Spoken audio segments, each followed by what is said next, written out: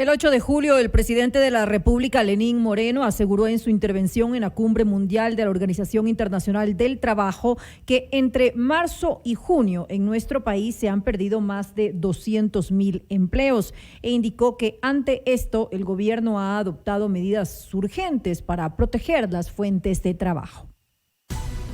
La noticia requiere profundidad. En Notimundo están los protagonistas de la noticia. Así es, a esta hora estamos en línea directa con el señor ministro del Trabajo, el abogado Andrés Ich, vale decir, si no me equivoco, es el cuarto ministro de Trabajo en el gobierno del presidente Lenín Moreno. No estoy seguro de tener anotados todos los nombres de sus antecesores, ministro, Raúl Ledesma, Andrés Madero, Luis Arturo Poveda y ahora usted. Le damos la más cordial bienvenida. ¿Cómo está, abogado Ich? Buenas tardes. Le saluda Freddy Paredes. Buenas tardes, agradeciéndote por la invitación al programa y las puertas abiertas para cualquier consulta de aquí en adelante. Usted es el cuarto ministro de este gobierno, señor abogado Ich. Sí, creo que es correcto. Es un reto bastante fuerte el que acaba de asumir usted junto a colegas suyos que fueron nombrados por el presidente de la República el pasado viernes. Tiene en su cartera de Estado un duro reto que es defender el empleo. Es más, es uno de los 4 ejes que el presidente de la República en su informe a la Nación ha dicho serán prioritarios en lo que resta del gobierno, mantener el empleo, y precisamente hemos perdido como 240,000 plazas de trabajo en el país por efectos de la pandemia entre empleados públicos y privados, y nadie garantiza que este número siga creciendo, señor ministro. ¿Qué es lo que va a hacer usted con este problema que enfrentamos los ecuatorianos y que lo está asumiendo usted como ministro del Trabajo? Así es, Freddy. Este es un reto muy duro porque esta situación no solamente es una situación del Ecuador. La pandemia le ha golpeado a todo el mundo. Ha habido un efecto en el comercio internacional, en los precios del petróleo. También tenemos un montón de problemas o de necesidades derivados de la pandemia que hace necesario dirigir recursos hacia temas muy urgentes y muy necesarios. Por lo tanto, toda esa combinación de factores, sin lugar a dudas, afecta en el empleo, en el número de plazas de trabajo. Ahí tenemos que cuidar las plazas de trabajo que estén vigentes, pero también tenemos que realizar una serie de acciones para crear nuevas plazas de trabajo. ¿Cómo lo hacemos? Uno, tenemos que dar herramientas a la ciudadanía. Tenemos que facilitar la creación de empleo. Tenemos que lograr que la ciudadanía esté lista para acceder a puestos de trabajo que se vayan creando alrededor de esta realidad nueva en la que vive el mundo. Para eso necesitamos capacitación, necesitamos apoyo desde el Estado a los ciudadanos, y también el que los ciudadanos puedan emprender con más facilidad y que esos emprendimientos a su vez puedan generar nuevos puestos. Es muy importante que se pueda dinamizar y reactivar la economía para proteger el empleo y proteger el trabajo. Ahora más que nunca, señor ministro, va a ser necesaria, urgente, una reforma laboral que no les gusta a muchas personas hablar de flexibilización, no sé qué término utilizar, pero una reforma laboral que le haga menos rígidas a las relaciones laborales y que puedan los ecuatorianos que no están trabajando ahora poder optar por trabajos por horas, por media jornada, por teletrabajo. Todo eso no está aún legislado adecuadamente y se convierte en una camisa de fuerza ahora que tanta necesidad tenemos los ecuatorianos para conseguir un empleo en el Ecuador. Tenemos algunos problemas que debemos enfrentar. Hay algunos problemas sistémicos. Tenemos una estructura del Estado que no permite dirigir toda la inversión pública en la cantidad y calidad que deberíamos. Ahí hay un trabajo muy importante y muy fuerte que está haciendo. Tenemos también una serie de necesidades alrededor de una modernización de la normativa. La normativa tiene que adaptarse a estos nuevos tiempos, tiene que adaptarse, por ejemplo, como muy bien lo mencionabas, al teletrabajo. Tiene que adaptarse la normativa también a estos ciclos económicos que hasta que volvamos a tener condiciones a nivel mundial mucho más adecuadas, seguramente requerirán de periodos específicos de contratación, por ejemplo, la contratación por ciertos proyectos es una cosa muy importante. Realmente lo que necesitamos es, por un lado, garantizar derechos, garantizar relaciones justas entre trabajadores y empleadores, pero también permitirles a esas personas que no tienen en este momento un trabajo, a esas personas que están angustiadas por llevar alimento a sus casas, el que tengan esa opción de tener un medio de sustento. Se necesita tener trabajo para proteger esos derechos. La primera condición es absolutamente necesaria. No podemos hablar solamente de la situación de aquellos que afortunadamente todavía tenemos trabajo. Tenemos que pensar globalmente en quienes tenemos y en quienes no lo tienen. ¿Para cuándo cree usted, señor ministro, que el Ejecutivo va a tener lista una propuesta, un proyecto de reforma laboral que aglutine todos estos aspectos de los que estamos hablando y que lucen absolutamente necesarios, más aún en el momento que atravesamos? Hay una serie de cosas que no requieren de una reforma, Freddy. Nosotros, por ejemplo, en esta semana vamos a salir con algunos acuerdos que lo que van a permitir es implementar las herramientas aprobadas en la ley humanitaria para también permitir cuidar plazas de trabajo. Tenemos la posibilidad de adaptar también algunas modalidades de trabajo con normativa secundaria que no requieren necesariamente de una reforma. En cuanto a la reforma como tal, en mi opinión se requiere un gran diálogo ciudadano.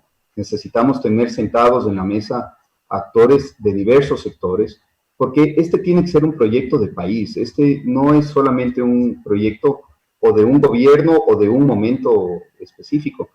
La pandemia va a traer consecuencias a muchos años y por lo tanto necesitamos tener una sostenibilidad de una serie de decisiones, tanto de reforma de instituciones jurídicas, de reforma de instituciones políticas, de instituciones públicas, como también una cantidad de decisiones que a nivel económico, financiero, etcétera, sean sostenibles en el tiempo. Entonces, más que pensar en un plazo específico para mandar un proyecto determinado, me parece que lo más importante es, uno, potenciar las herramientas que tenemos a la mano, las que podemos utilizar de manera más rápida, y dos, seguir profundizando y abriendo estos espacios de diálogo que nos van a permitir tener como sociedad una alternativa a futuro.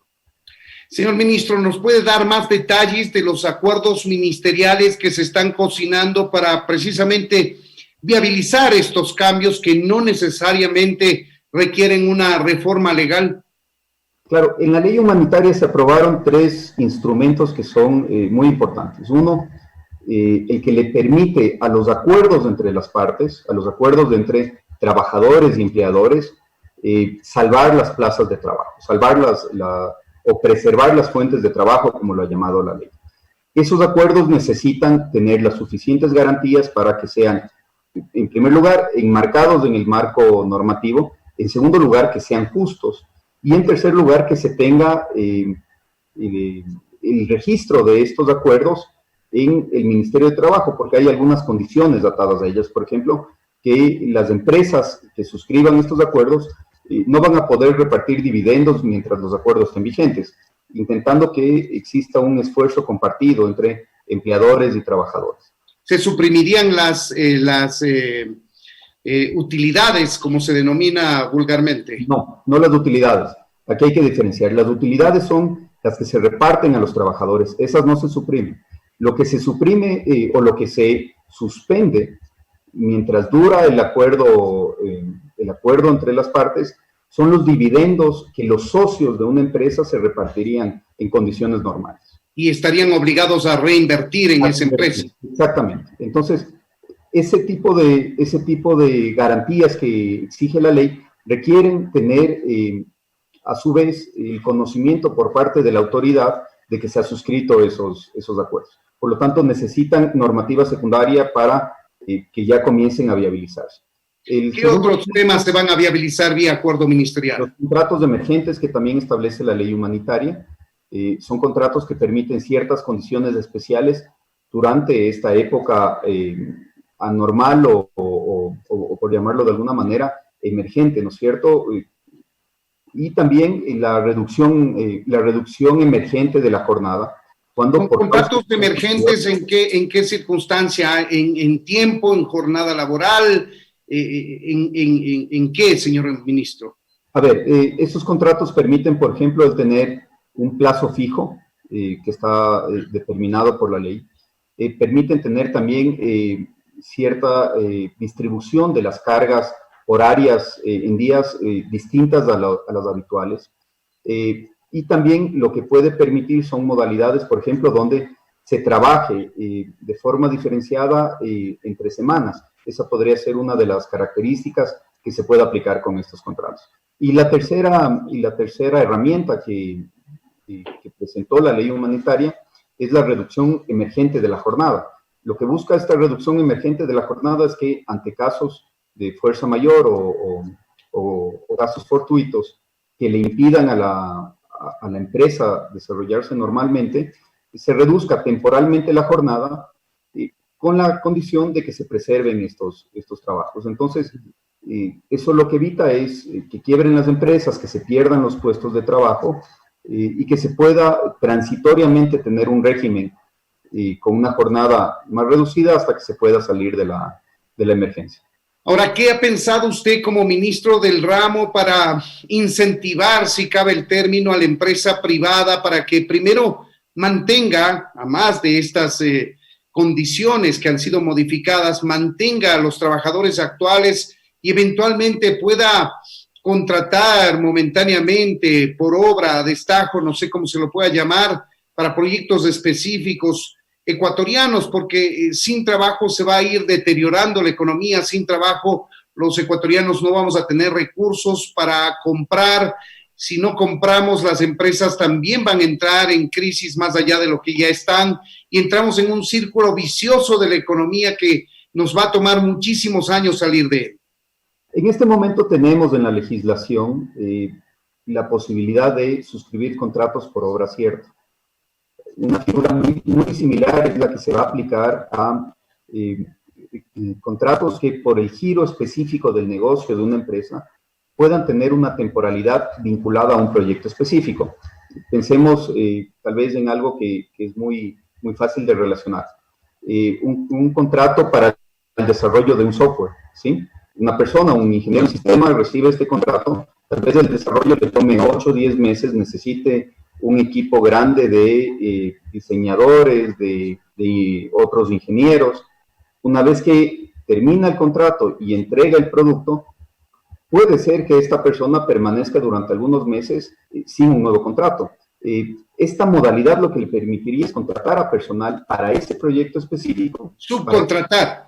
No subcontratar, contratar directamente.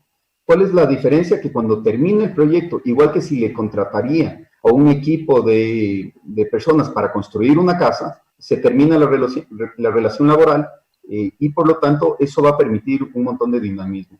Para una persona que está en este momento sin trabajo, sin duda, al tener un contrato de 6, 8, 10 meses para un proyecto específico, será un enorme alivio. Igual para la persona que quizá no se atrevería a contratar personal en este rato por el miedo a quedarse con una carga a largo plazo sin saber, con toda la incertidumbre que se tiene en este momento, sin saber si más adelante va a tener otros proyectos. Entonces, eso va a permitir que la economía también comience a dinamizarse, porque los trabajadores que tengan estos contratos temporales, como tú muy bien lo decías, también van a comenzar a consumir, van a comenzar a poder gastar esos dineros que reciben y a su vez eso generará más movimiento y más empleo. Entonces, creemos que esta es una figura que puede ayudar bastante en el corto plazo para tener más dinamismo en el sector productivo y en el sector comercial. Señor ministro, este momento que atraviesa el país seguramente va a concentrar la mayor cantidad de tiempo y de trabajo suyo al frente de la cartera, pero no está por demás preguntarle cuáles serán los ejes fundamentales de su administración en los 10 meses que le resta a este gobierno. 3, y muy claros. Tenemos que preservar las fuentes de trabajo que tenemos en este momento y al mismo tiempo generar nuevas fuentes. En segundo lugar, tenemos que cuidar el dinero de los ecuatorianos, logrando que el gasto público sea mucho más eficiente.